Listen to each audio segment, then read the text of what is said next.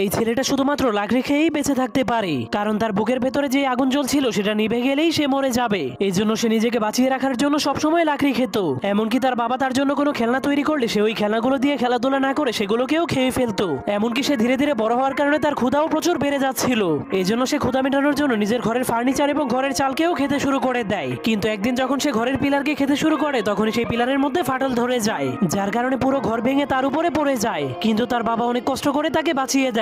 তখন তার বাবার এত কষ্ট দেখে ছেলেটার মনটা অনেক খারাপ হয়ে যায়। এই জন্য সে কসম করে আর কখনোই সে লাকড়ি খাবে না। এরপরের দিন তার বাবা ঘুম থেকে উঠে তার ছেলেটাকে কোথাও খুঁজে পাচ্ছিল না। এজন্য সে তার ছেলের পায়ের ছাপকে ফলো করে করে অনেক উঁচু একটা পাহাড়ের উপরে চলে যায়। তখন সে তার ছেলেকে একা দাঁড়িয়ে থাকতে দেখে জলদি করে তার কাছে চলে যায়। কিন্তু সে দেখতে পায় লাকড়ি না খাওয়ার কারণে তার ছেলের বুকের আগুনটা নিভে গিয়েছে। এজন্য সে আগুন জ্বালানোর জন্য সেখানে ফু দিতে শুরু করে দেয়, কিন্তু তবুও কোনো লাভ হয় না। এজন্য তার বাবা অনেক মন খারাপ করে তাকে মাটিতে শুইয়ে দেয়। এরপর তার হাতে তার তৈরি করে একটা খেলনা দিয়ে